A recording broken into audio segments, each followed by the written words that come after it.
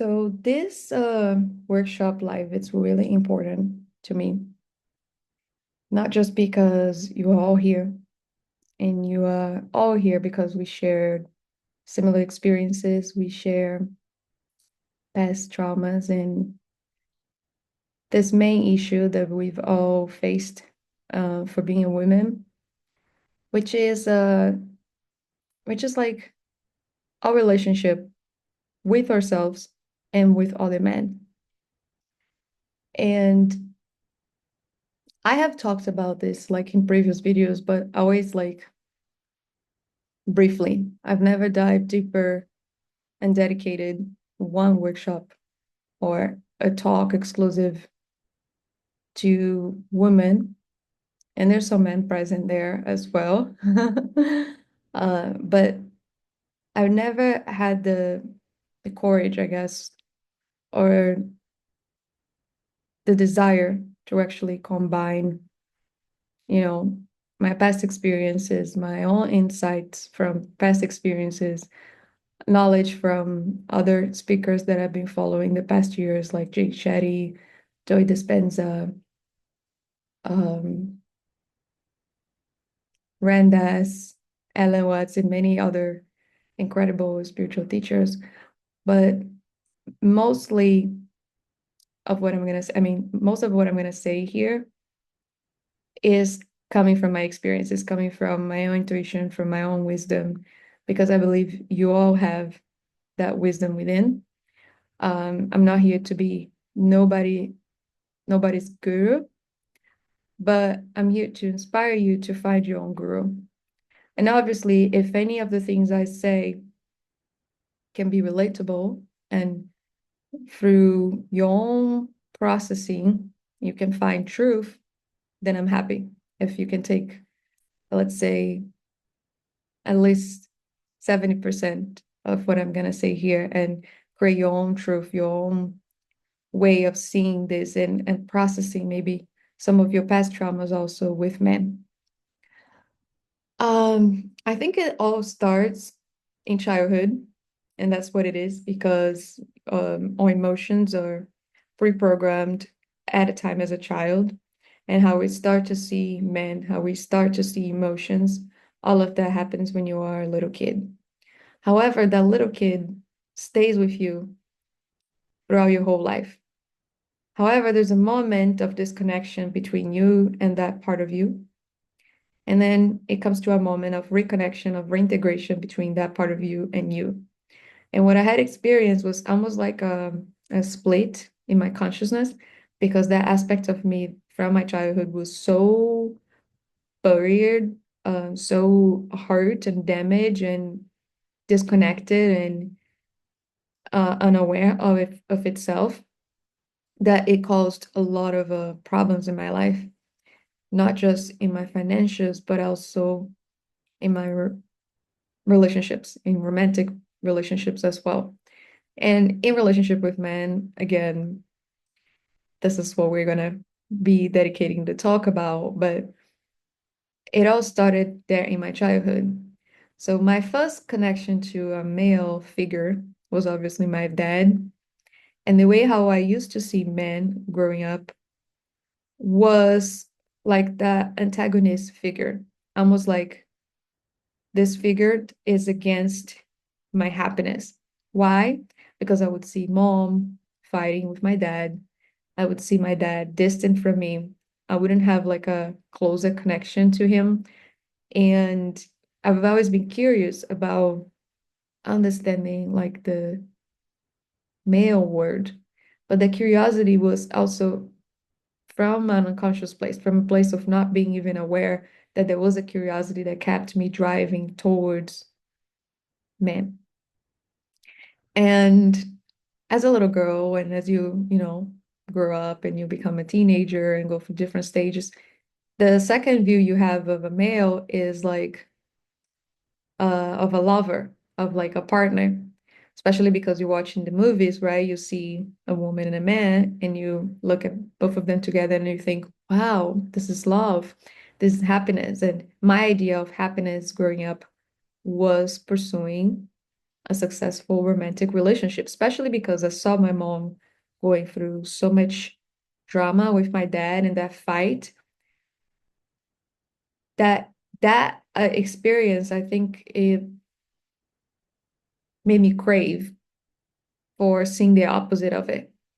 It's like because I don't have it and I see that it exists, I want to make it happen because I don't see it present here, and it should be present here because there's a male and a female, but they can't understand each other and they're always fighting. And then I felt like it was almost my fault. Um, Unconsciously, throughout my whole life, I was always looking for a male partner. And at that time, I would say until like my mid-20s, I wasn't even aware of energy, of like my spiritual existence and how that was more relevant, meaningful, or perhaps the big picture. Because I would see myself as my personality, as my past traumas, as the roles I would play in life, whether that was through workplace or as a friend or based on behavior. So like if I do this, I'm this, like many of you have built your identity around the things you believe and the things you've done, the things you do in your life. So when there was finally a moment of awakening, when I started to realize I'm not that, but I'm not really this, but I'm something in between these two, and my being is beyond it all, then everything started to change. That doesn't mean that was the moment when I was like finally realized and free from craving for that um, love of a male figure. But there was a moment when I started to question my relationships and why I was feeling the way I was feeling, how and why I would be treated the way I was treated, why I would treat others the way I would treat, and why I would feel so many highs and lows in a relationship with a male figure, mainly in relationships, in romantic relationships. So in romantic relationships, I started to realize how good that was and how bad that was also. And many times that I could never figure out, like, is this actually so good that I cannot stay without it, or is this actually so bad that I should just like get over it and finally be free from it because this is what caused me most of my pain. So living for the last 10 years, going from um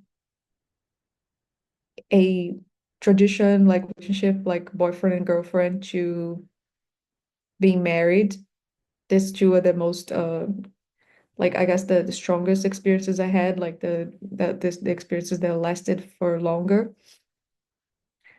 I had my realizations, my conclusions from these two relationships in regards to happiness and pain. Because these two relationships were so full of highs and lows, and they were chaotic and at the same time magical and at the same time fulfilling and painful. That was another split within my consciousness that started to see, like, in order for me to be happy, I must attract this. I must be in a relationship with a male. I must live happy with somebody else. I will be happier when I have somebody, a male figure, someone who stays with me, who takes care of me, who gives me love. And the other part of me started to see, like, no, no, no, this is too painful. I must stop and live on my own. And I tried living on my own for a while after I got out of 2 years marriage, 2 years and a half marriage. And it wasn't that simple as I started to realize, again, that also took me a while, but I realized that gradually how the male figure has so much control over the female figure. And again, I was still brand new when it comes to spirituality and understanding like yin and yang and polarities and even the concept of love. But something kept pulling me closer to the truth. And I think because my main intention at that time was I want to be free, then my attraction towards these relationships, these events were stronger in order to expedite my awakening and my healing. And why I say healing and awakening, because healing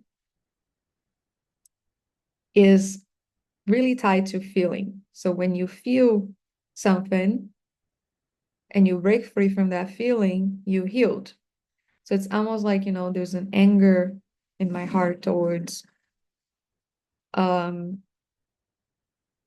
my brother. And this anger is from this situation that happened and because they did this to me because I understood this as like something that it's usually tied into your belief system in regards to how you judge situations, events, and people. Then you create a conclusion, that conclusion, that thought creates an emotion. Or sometimes it's the other way around. Sometimes it's the emotion that is there that creates the story, and you get fixated on the story and the emotion, and then you take that uh you take that for granted, and then you live like that for many years until again there's that moment of awakening and you realize, well, this is not true. This is also not true. This is not true. However, I shouldn't feel that way. And then you allow the emotion, right, to finally be off your system. And this is what we do in therapy. This is what we do in our workshops. This is what we do together in guided meditations.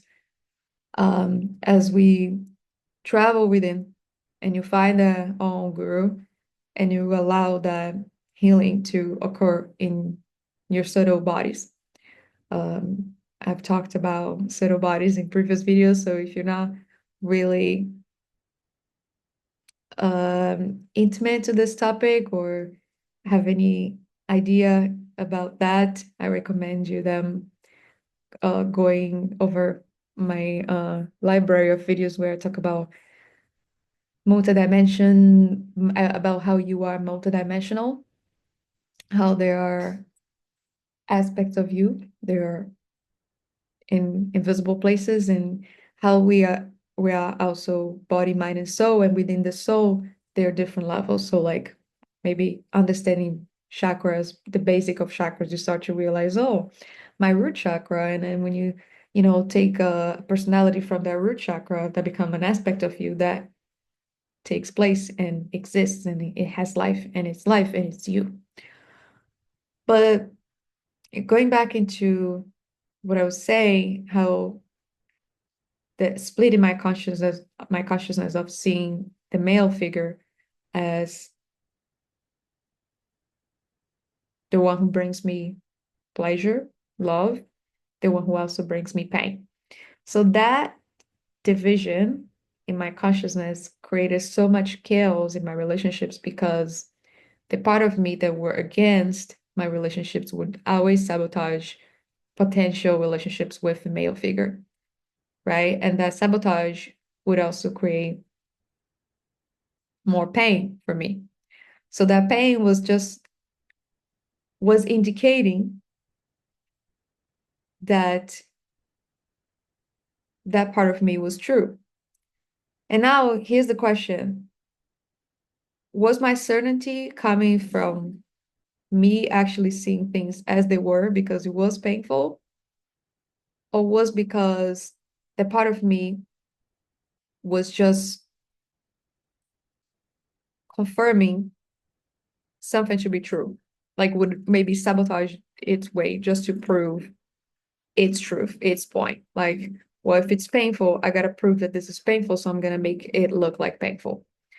So that certainty was from what? From that realization again of not realization from the from facts, from assumptions, from how I would feel, or really because that part of me would sabotage its way around to make it look painful. Therefore, it was creating that pain for me. So there's no way to say or state whether they, my exes, or the males who I had relationships, most of them were always showing like narcissism aspects, like abusive behaviors or unavailability emotionally. And it's interesting because what I craved the most was the emotional connection, was the availability. And I've attracted most of my partners. It's almost like I attract pain in my life. It's like I chose the partners who wouldn't be there for me, who would just be available when they wanted to, or when I was at my happiest place, but they were not available at my moments of pain. And they made me feel like I was a problem the whole time. Like, oh, she has borderline, she has multiple personality disorder, she has all these issues and she has to heal, she has to take care of herself, when they would just, take off and not take responsibility for how they would act in moments when I would freak out with my emotions. So there has been like a few, like I've mentioned already, the first boyfriend and girlfriend relationship, and my first partner was like 10 years older. So he should be more mature to actually teach me emotions and teach me like how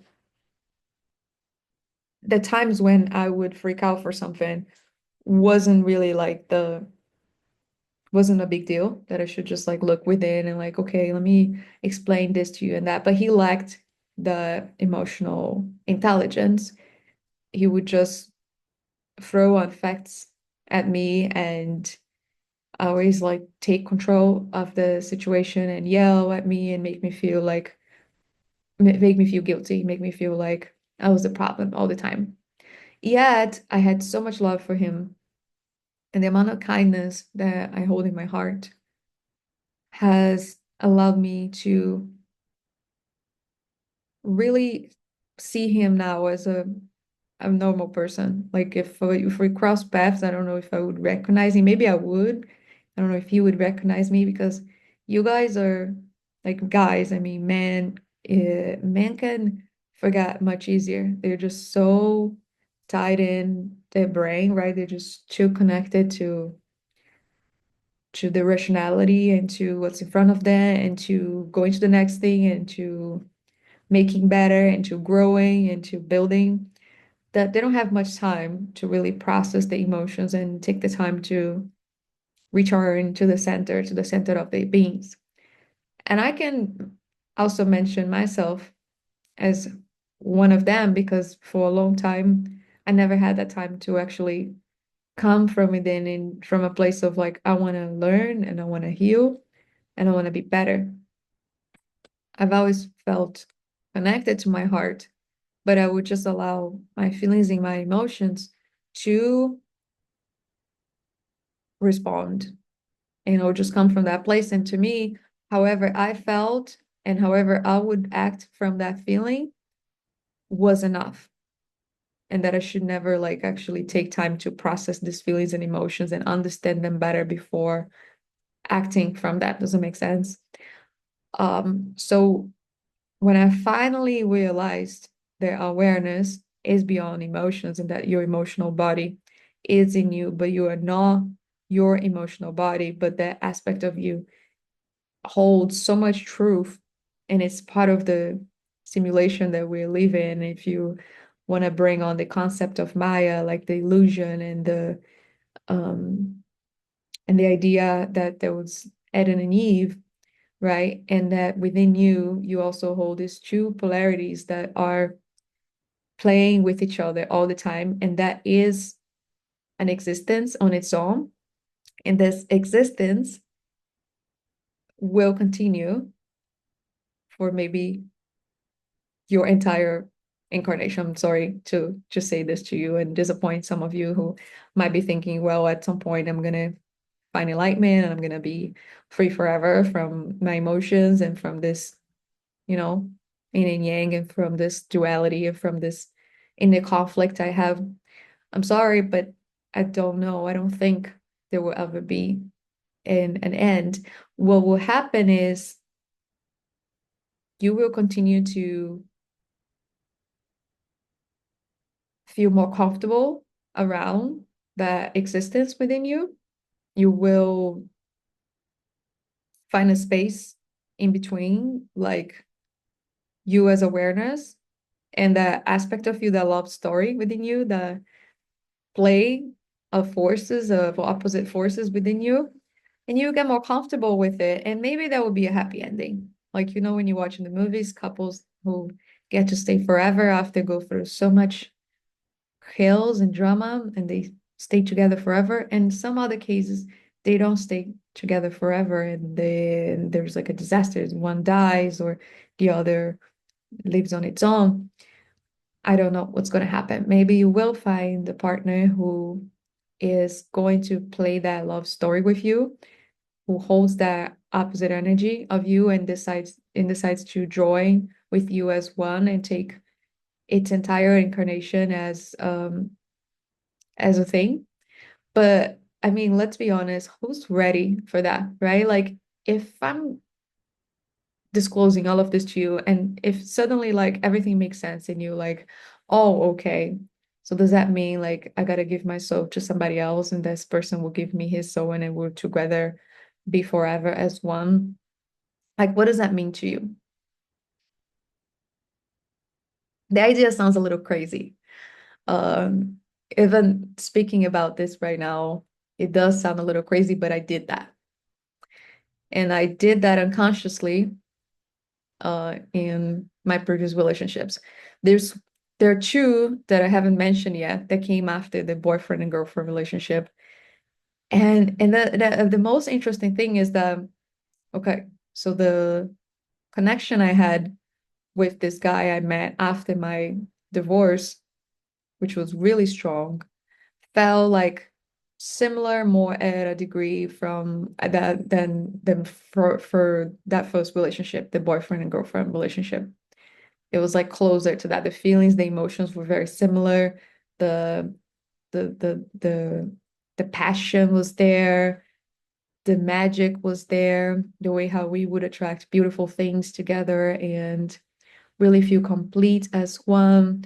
So I could say that was like I can't say if that was like more like a twin flame or soulmate relationship. Like I've read about it, and according to what I've read, it's like the soulmate connection comes to help you heal from past traumas, and typically the person you meet kind of holds the same codes that you do in regards to those past experiences.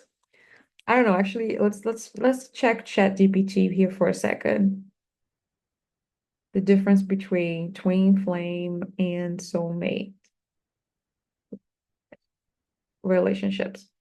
But the other relationship that came after this one that I just mentioned, that was after my wedding, was more similar to the one I had with my ex-husband.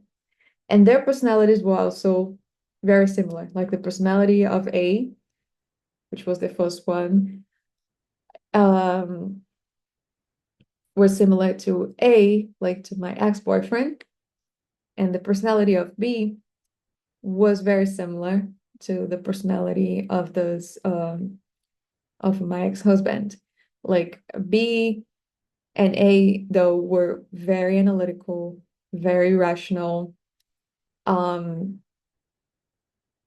not too connected to the spirituality, but B had similar interests as me, and this was a huge thing because we had not just the chemistry connection or the kind of like, opposites attract, but also we had similar things, so that kept us together. And with A, he was very creative as I was, and more analytical though, more logical to a degree. So, okay, I just checked here. on ChatGPT, and it says a soulmate is someone with who you share a deep emotional, spiritual, and often romantic connection. A twin flame is believed to be one soul split in two bodies, your spiritual mirror. Twin flame relationships can be intensely passionate and challenging. Soulmates, comforting, nurturing, aligned. Twin flames, intense, transformative, often turbulent. So there's no really way to discern two because they say the same thing. The only difference here is that soulmate seems to be like a supportive thing, like people in your family might be your soulmate, and twin flame seems to be like more of like a one soul split into two bodies. Like the twin flame is almost like half of me is in another person and I can see that person. So it's like more like a mirror. So soulmate can be like a very strong connection, but you don't have that many similar interests with that person. Um, I mean, or you might, but it's just something you can explain. Like just think about some of the people you bond the most and how you see them like, oh, they are my soulmates. Like we connect like easily. We feel like as one together. Between flame, you can say like you feel as one just with a random friend. This is more like a romantic standpoint of from a stand from that point of view. So it's hard to say. Maybe the boyfriend and girlfriend relationship to me was the twin flame, and the wedding, the husband was more like the soulmate because we had the opposites kind of play that connection. Like he would almost like complete me. So I would see also a part of me in him, but we had so many similar interests that kept us together. In other words, alignment. And which is this is actually what it says here. So summary, soulmates, comforting, nurturing, aligned. So it's in a matter of if you want to look at like alignment, sort of like these two people are in similar paths, so they should be together because they can help each other throughout that path.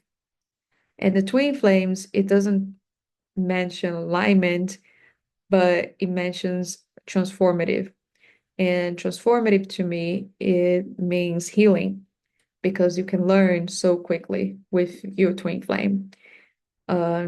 Like your insights, like your head, like the way how I felt with this guy who I kind of see like my twin flame was like I've never felt before. It was just crazy, you know, was like turbulent and mixed with all kinds of colors and all kinds of emotions I've never felt before all at once. And with that, obviously the drama was from my lack of understanding and awareness of the turbulence of the chaos that was within and the chaos that we were also creating. So think about it. If you're in a relationship that it's bringing so much of you that you can't understand at a point where you're creating even more conflict, that's not really healthy. And this is why you're here, right? Because you had some traumatic experiences with men and you're now like, I don't know what to do. I want it so bad at the same degree that I hate this so much. And you don't want to leave that way because I've been living this way in the last few years in and it's been the worst for me, to continue to fight against my desire of wanting and with my desire of wanting to protect me. So it's like me fighting against this true force is like attack and defense together. Attack because when you want something so bad, you want to fight for it. You make your way around. You show up beautiful in front of the man you are interested in. You say things, to make them perceive you as like, wow, this person is beautiful. And you do things like from an unconscious level, like all to feel the outcome, which is I want you to be mine because I think for me to be happy, I need somebody else. So, you guys, this has been my path in the last few years with myself.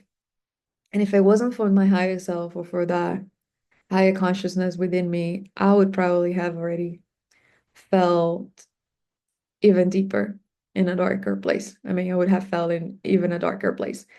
I fell into many dark places because of that, because the higher consciousness was not powerful enough at times to really break free through that cycle, the cycle of attracting the same type of man and the cycle of getting hurt and breaking up and healing from that getting hurt. So literally like this, attracting excitement, a lot of passion, and then all the conflicts would happen externally and internally, and then separation, and then pain, processing, healing from that separation.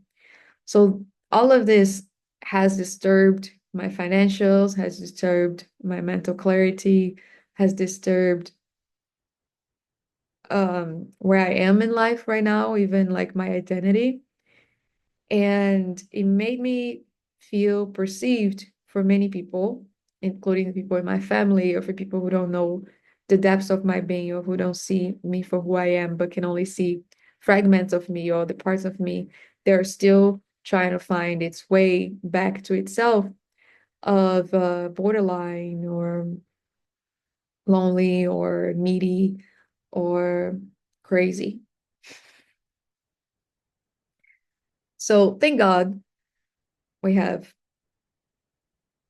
you know, Zoom, we have you guys, we have enough uh sound, enough of enough, we have enough curiosity around these topics, and we have so many people who can relate to this situation. So now we can actually talk about this for, for the next 30 minutes, or how much time we have left here. Okay. I can't see, but we'll keep going. I really don't know where I'm going with this, but all I can say is that the only way to stop a pattern from occurring, and if you see yourself also in this pattern, I would say number one, congratulations, because this is an indication that you're closer than you think from breaking free breaking free to liberation. You're closer than you think to liberation. And that liberation can come in a second, it can come in one evening, or maybe it will come in a lifetime.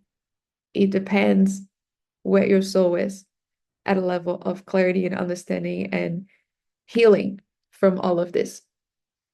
The way how I have healed a lot of that, and I'm talking from that place of I want to love, I want to find that right partner, is that I understand not all men are the same.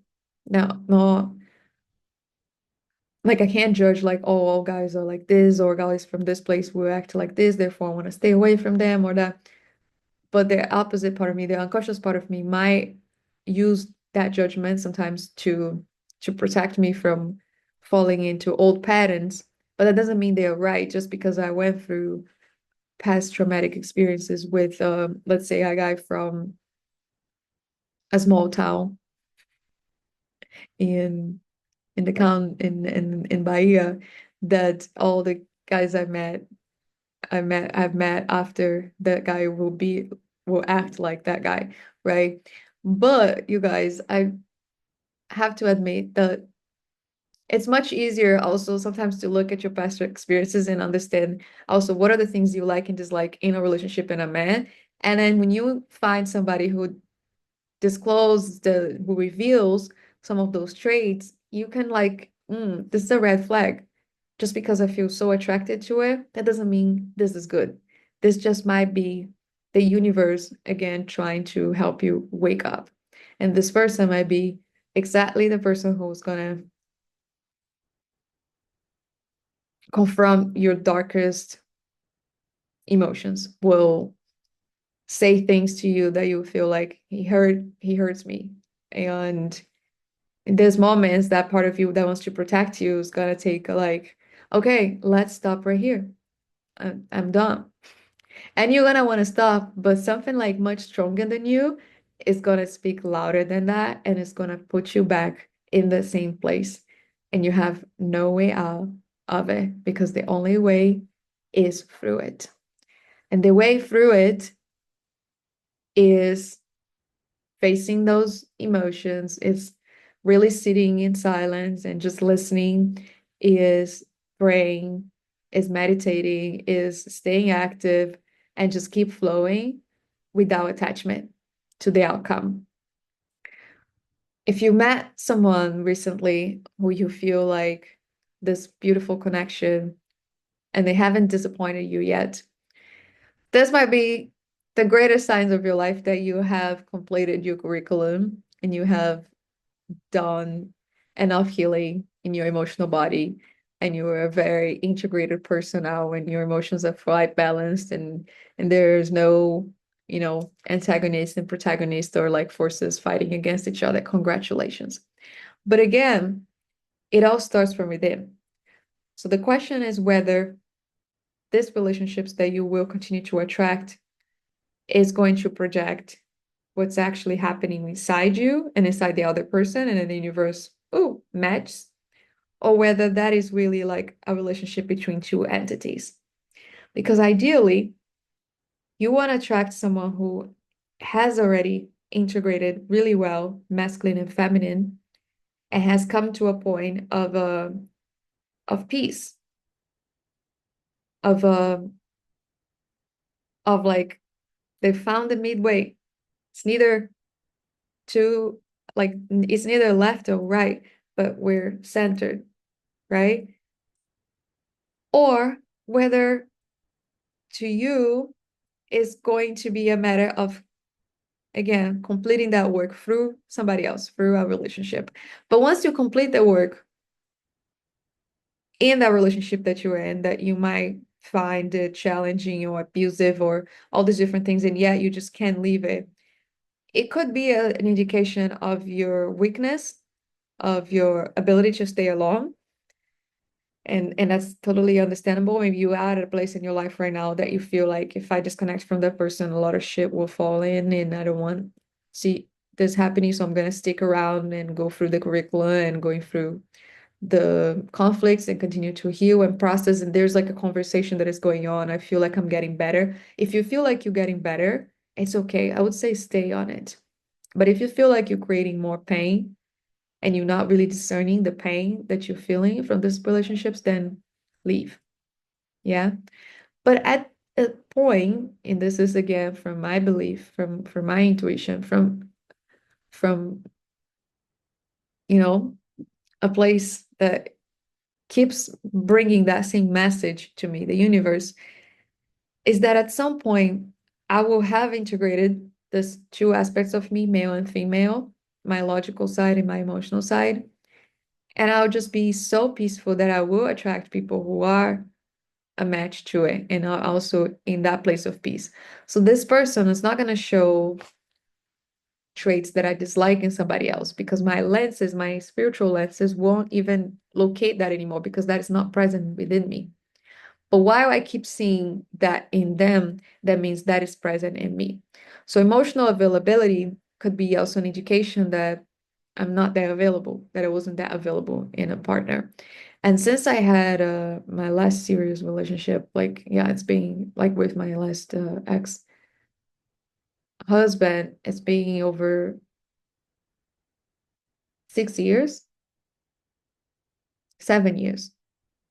So the last 7 years, I was in very short term partnership situations. I wasn't taken serious. There was like pandemics, and during the pandemics, I was seeing someone who would always leave the country, and I would always leave the country, obviously, because we were dancing together as one. So now getting back to what I had stated, like becoming one with someone is a very serious thing, and it should be taken serious by two entities. And when it's not taken serious by one entity fully or the other, that can be a lot of consequences, or maybe there were stories, maybe the situations like that you have had with that past partner will appear again, just so you can do it right. Like if you didn't do it right in the first time, don't worry, the universe will give you a second chance to do it right again. But when you become one with someone, I think the main thing you need to understand is that you have to realize like their pain is not my pain. How they feel in a certain place in life is going to affect how I feel. However, I should make myself available to this person more and find my way around my busy schedule, especially when you are going through that spiritual awakening journey and you start to realize I'm not my mind. You got to take control. You got to put yourself through discomfort, because sometimes the best way to learn is through discomfort. And I feel like my mind became so tough and so awake and at a level where I could channel a lot of stuff to my ex that he would make me myself that part of my that the personality my that would make myself like my mind my ego feel like wrong at all times, because he would never correspond or respond to it. There was never like a conversation where we're both trying to come into an agreement of what's best for both. But he had so much control over his life, over others, and his power was affecting my own at a point where I felt like my power was deflating, where I wasn't like in control, or that I had to be totally surrendered to him, or totally um you know available for him, and do whatever he wanted and accept however he wanted it to be. And at the same time, I obviously had my freedom. I didn't let him to stop me doing things, but he never tried to stop me doing things that would be good for both of us. He never asked. He would watch from a distance, but due to lack of emotional intelligence, this was hard for him to really take place and to communicate. So the connection was really telepathically, as opposed to human to human, or two entities actually communicating properly in this human realm. But yeah, it was beautiful. There were many beautiful things out of it. And I'm not here to complain about him or to blame that both of us could have done better. But I believe that was our chance and we missed it. We lost it. And unfortunately, we left some damage on each other. And I have said sorry to him. He never said enough sorries to myself. And it doesn't seem like he has even realized the situation I was in. And again, I'm not here to put myself in a place of victimhood, but sorry, guys, this gets me very emotional, and I don't know how much of that I can disclose. So let's stick with my experience as opposed to try to like blame how someone should have done different, or even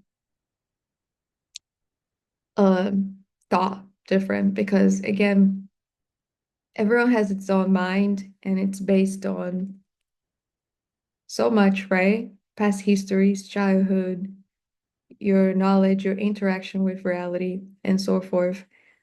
So he had a completely different framework of existence than mine. And the fact that we were so opposite at a level of my connection to, you know, what I call God, and his connection to God, even though there's only one God, and the God that was in favor of our times together, of our union, that is God, this source was the main thing that kept us together. Because even despite that lack of communication verbally and at a certain way, like I said, I think we lacked the ability to frame this into reality in a way that was real, not just in a spiritual level, but also in the physical, in the emotional. And I mean, commitment from both parties. And again, I'm saying commitment from both parties. So I'm not saying that was only from one party. But I also have to still fight against thoughts and feelings that indicates that he could have done different, even though I'm here to say that I don't think he could have done different. He would do the same way if he had the same level of consciousness and the same framework of reality that he had. And again, you can never expect others to treat you like you wish to be treated. You can wish for, you can choose partners who are matched to your expectations, but you can't force them to see reality, to see life the way you see, because everybody is on your own path. And I have to look at the deeper level of like, okay, him as a soul, as this eternity, as this aspect that has maybe carried several lifetimes, how that in relation to the aspect of me who also has carried maybe several lifetimes, how they were just maybe not aligned. And this is maybe one of the reasons why we had so much, of those conflicts and we were not able to make it real, even though we needed each other because our energies kind of needed to feel from each other. We basically lived that, we kept that relationship of that need from both parties, from like, I need what you have, you need what I have, although you're not my type and I'm not your type, and I'm not gonna take it serious with you. I'm not even gonna follow you on Instagram. I'm just gonna show up sometimes and allow that aspect of me that needs you to do its work. And it sounds really sad even to hear my own voice saying that, because like I said, I was gonna talk from personal experiences and not just from higher awareness and love, but I'm here to really reveal, you know, the light and the dark of this of relationships with males, like how they are so important to us. Like we need men, like we need them and they need us and we need each other. But our differences, like in how to live with one another despite the difference, I think this is one of the biggest spiritual um gifts that you can pursue in a lifetime, or one of your biggest challenges or lessons in this lifetime is to love others despite their differences. And I'm here totally sharing that with you because it's so hard for me to accept others as when they're not like me. When in reality, I need to put myself in this situation and realize that they also don't want to be like me and they don't agree with how I act and see life, and that's okay. But why is that so difficult for us, right? To put ourselves into the other's shoes and really look from their point of view, like from this frame of existence, from this frame of reality, maybe she's also not living correctly. And I lacked that empathy in relationships. I had a lot of empathy in terms of I don't want to make them feel like this because I'm going to feel like this. But even that was a defense mechanism. It wasn't really from true love. Sometimes it was, but most of the times we act in ways like emotionally, like with empathy from a place of like, I don't want this to happen to me, so I'm not going to do this with them. But when you act from love, it's almost like you don't even have to think about it. You just don't do it. That is not even an issue. You just can't see them as you, and you know that each thing you say to the other person is going to come back to you, because what you're saying to another person, you're saying to yourself, because maybe this is what it is after all. Maybe all relationships you've had with this past, when you know, all your past breakups and heartbreaks was with yourself. And if this is the truth, and you fully integrate this truth within you, how will you act different moving forward with your next partners? Because my conclusion, after all, is that I can't say that all these relationships failed, even though from a conscious state, from a place of judgment, I can say they all failed. But from by looking at the big picture, maybe they didn't fail, because I'm here now sharing this with you, and I'm gonna turn 33 in a few days. No, please don't send me happy birthday yet. Um, maybe this is what I want to carry forward to that new stage of existence, depending, I don't know how many years left I have in this planet. Um, but I want to just integrate this truth to that 33 years old version that is birthing in a few days, that I don't need to act always like I'm trying to protect me from someone who might be who might cause me pain, and I don't want to go through that pain like I went through in my 20s. But at the same time, just be aware, really. Be aware of some of those signs. If you have came to a conclusion of like who is the ideal man to you, what you was not acceptable to you in regards to mindset and frame of existence and so forth, you can tell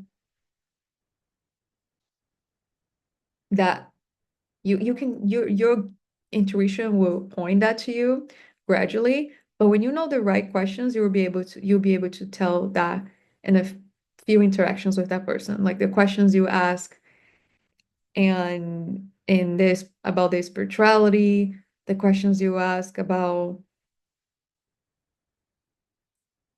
their past relationships, the questions you ask about like what are they building for the future.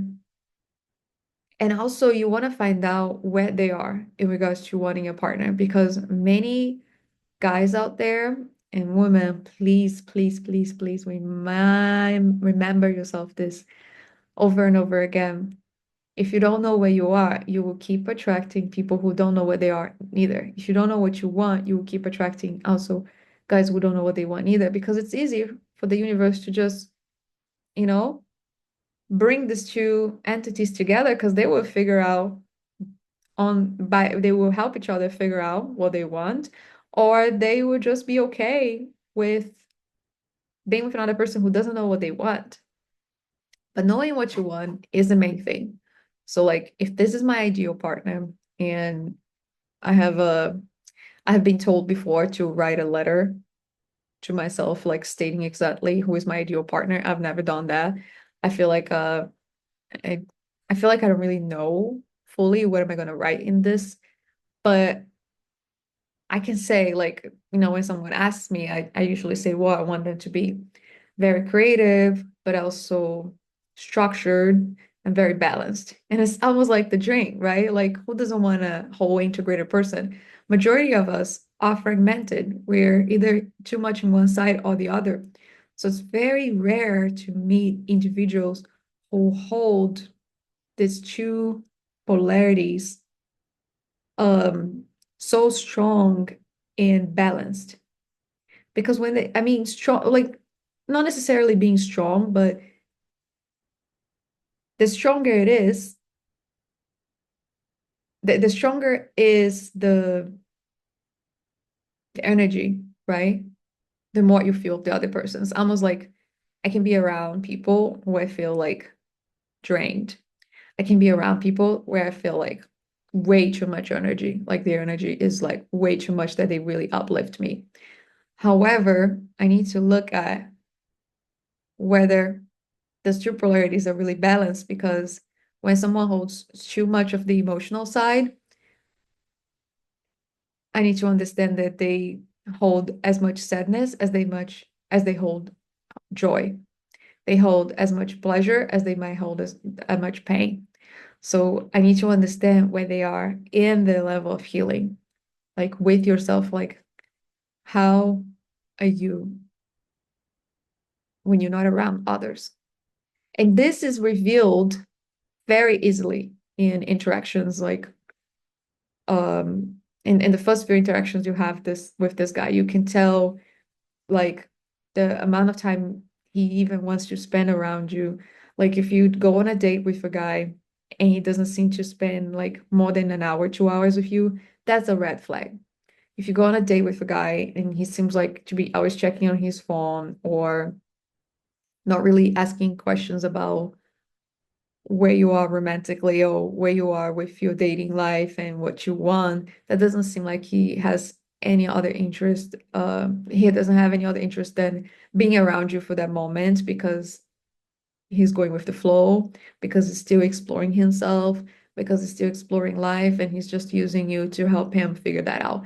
That's not a bad thing. If you want to be of service, and I have been of service for many entities and in past dating days, being of service to entities like that.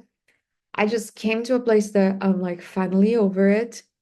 And as much as I wish that all of me was with me in this, I know it's not. And there's still like, those unconscious parts, they're needy or unaware of the big picture or are just about like what this is gonna give me in the moment and those parts who that wants like instant gratification, that seems just yell louder and louder. Because love, yeah, it takes time to build love, but at the same time, you don't need to fool yourself that the person you met just for a few hours will be the one who you want to build that love with and spend years of your life, so much of your energy exchanging with someone who doesn't seem to be at the right place. And I understand that's kind of like hard to really spot someone and really say this is the one, especially if you are very picky perfectionist or hold so many higher standards. And I know myself, like for my looks, I know that I'm not a perfect girl, a perfect woman, that I don't have all my shit together, that I have gone through so much. But I also have awareness of my inner light and like who I truly am. So because of that, my ego sort of like holds on this much, like this complexity of like I'm too much and I'm like not even enough for him. So again, speaking about another conflict, so start to pick on maybe from this conversation, maybe being a mirror to you right now, and you're able to like start to see yourself through what I'm sharing, but start to notice like where you hold most conflicts with in regards to two things that exist at the same time, because that's insanity. Two bodies cannot exist in the same place. Like if one space is held only for one thing, that can't be two bodies. And this is physics, and I'm not disclosing this in a very scientific or a very polite way, or what's the word? Yeah, maybe I'm not stating that as polite, as polished as I could, but start to realize that where there's conflict, there's healing that can occur. And how do we find healing? Beginning with awareness. So we're aware of this. Therefore, let's pray for guidance. Let's pray for breakthroughs. Let's do therapy. Let's start writing down and treating yourself as your biggest project instead of distracting yourself too much with to-do lists and work and projects. Realize that your biggest project first is your frequency, is your own healing, is your time alone, is your time processing, is your time meditating. And don't think you are wasting time, because sometimes it's better to waste time for a year than waste time your entire life. Wasting time to meditate for an hour, like some people say they can spend an hour meditating, and they rather just occupying their minds with things and serving people who are not even a match to their who are not even who are not even meant to be in their lives. Like so many of us are serving things they're not really meant to be ours. And we're taking on the on this weight of the word that we claim to be ours because we're too empathetical creatures. I mean like empaths, people who absorb too much of the word and they just think this is who they are until you realize that being an empath can be a curse and a blessing. Like you might take so much good of others um if you live in environments, that hold so much life and existence and fullness, you can feed off this energy, yeah, but you might also realize at some point that a lot of those things that you took was never yours. But again, if you want to learn and maybe your path right now is about going through all those things at once, it's okay. Because at some point you will come here and you realize now it's time to slow down. And slowing down is hard. Slowing down is the hardest thing to me, especially because I have too much energy. I feel like I create too much energy. I feel like I receive too much energy, good and bad. And how can I slow down when I'm holding this much energy? Right? It's like my body immediately wants to put it out. I don't want to hold things that are not mine, so I gotta put it out.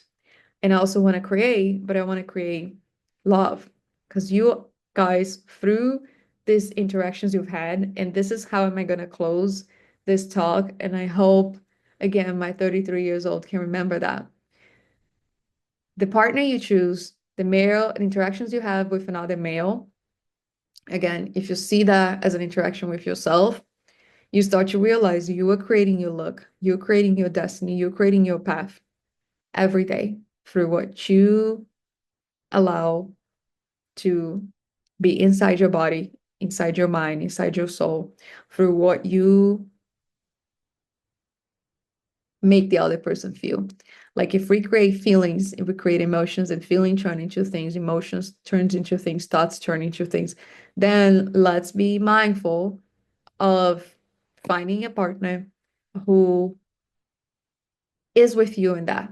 He's either willing to accept that you have to improve maybe your communication and that you and maybe not that talk active, and if he needs somebody who's very talk active because he needs to feed off their energy all the time and you're not that person, but at the same time you can feed that person and at the same time he can feed off you through different levels, then you want to make sure also that you can feed off that person and that what you both creating is joy, is peace, is cosmic energy. Because the interaction between female and male equals higher consciousness. So, in other words, emotion and logic combined equals power. And this is probably why, I had to take on that previous relationship for so long, despite of the chaos, because I knew at the same time we weren't doing it right. There was really never a right way that was right. Because we think, even the things we think it's right, is not really right. But every time I would fall into the matrix and into that place of like, this is how I see things, this is how it's supposed to be, that would be the conflict. So we never had even a conversation about this and try to understand like, well, we need to be aligned mentally, emotionally, spiritually, otherwise this is not going to feel good for both of us. So finding a partner, again, getting back into my ideal partner, is balanced.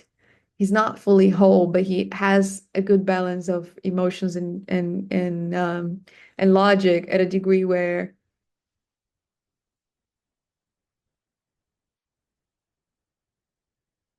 he really gets me, because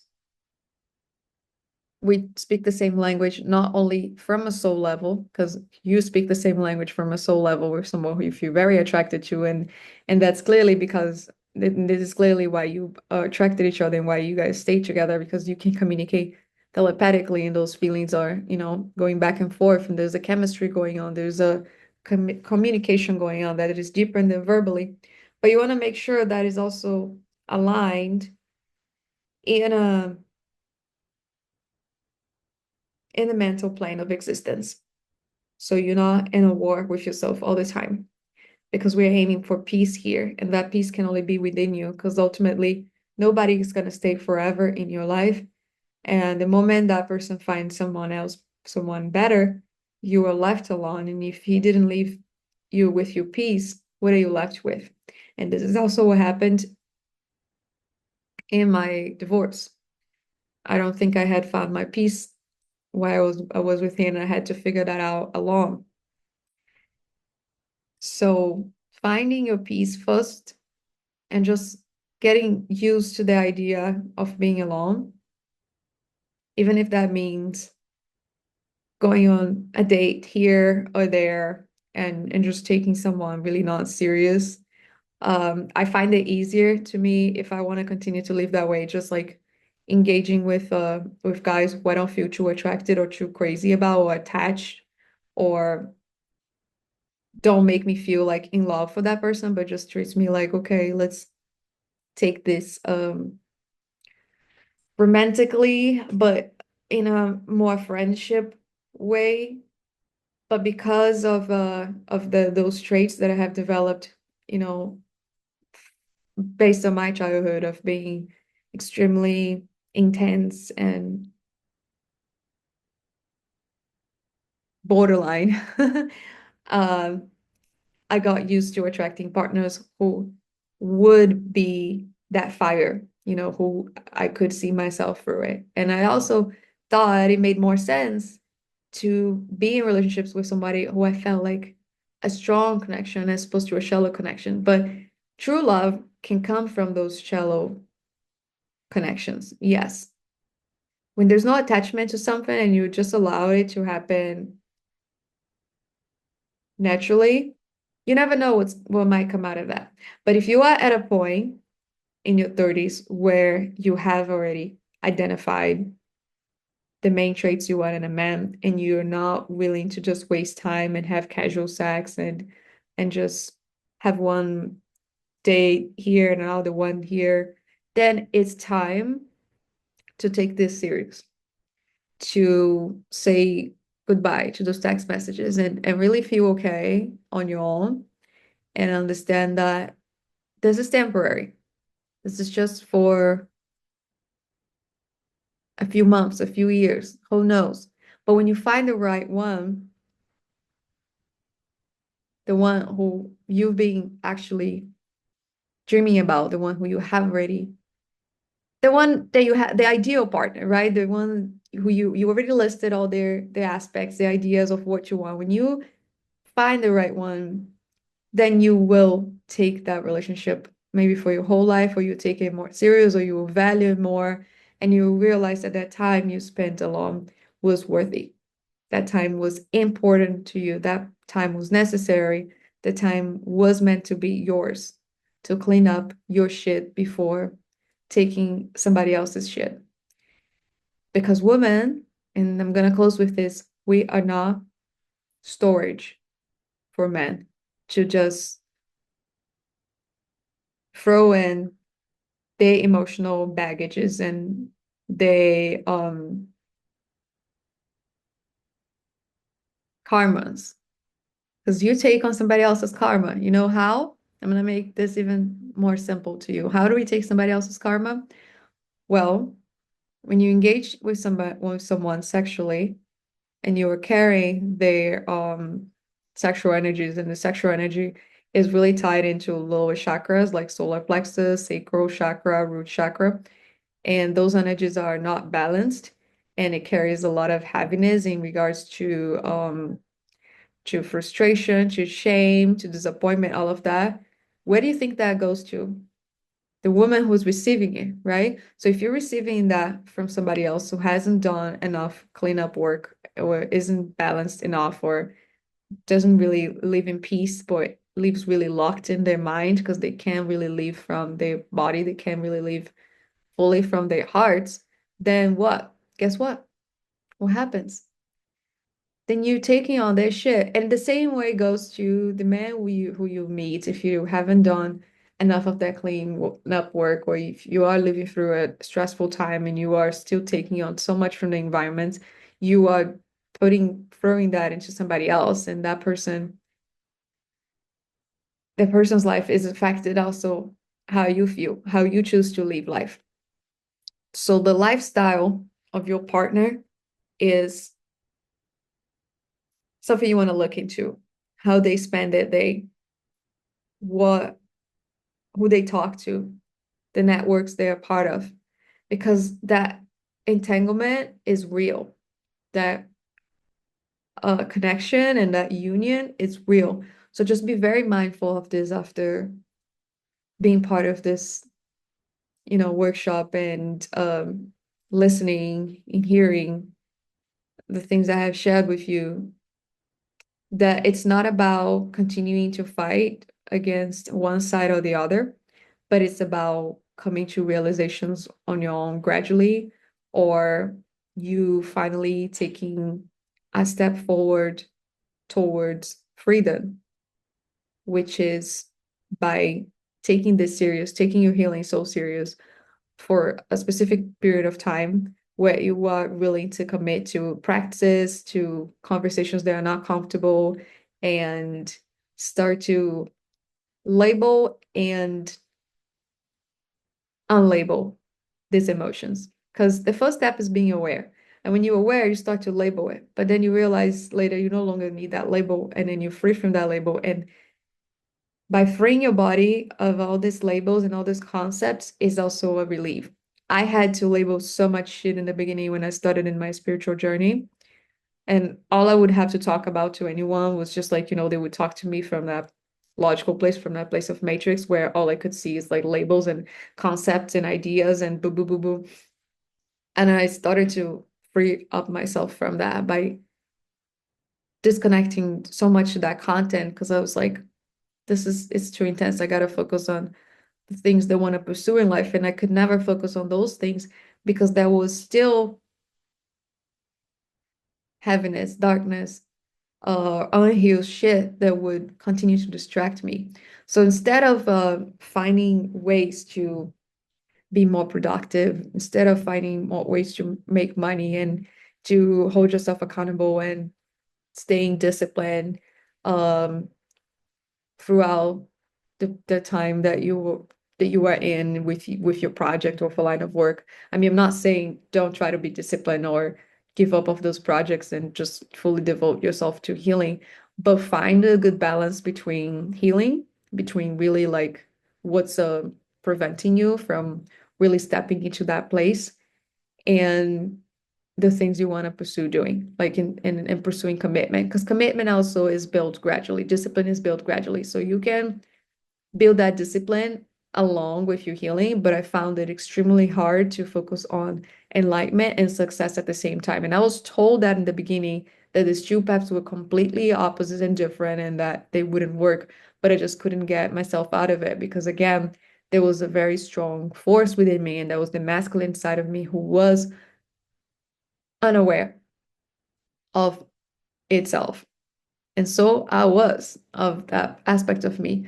So I just kept, in that fight with me, with like, I just want to pursue peace. And that part of me just like, I just want to pursue success because I've been told that in order to be free from pain and from problems and from all of this, the way is for success. I mean, maybe it's true. Like some people have success and they live more peacefully. They have structure. They don't have to settle in for low shit. But that doesn't mean they don't make bad choices, and that doesn't mean they don't experience emotional stress and disappointment, and that they live in heaven all the time.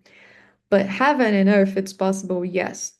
And this place is within you. So seek the kingdom first. I, I was told that I hear that a lot in church, like seeking the kingdom within you, that place of peace. So all things will be added to it. Just keep building, trust in your own flow, and trust that you have very little control. Yeah, you have willpower and you have the power to make a decision today whether you are going to surrender to this process with awareness, with higher intelligence, and with understanding that you can choose whether to go right or left. But at the same time, there are things that you cannot really control and that needs to happen.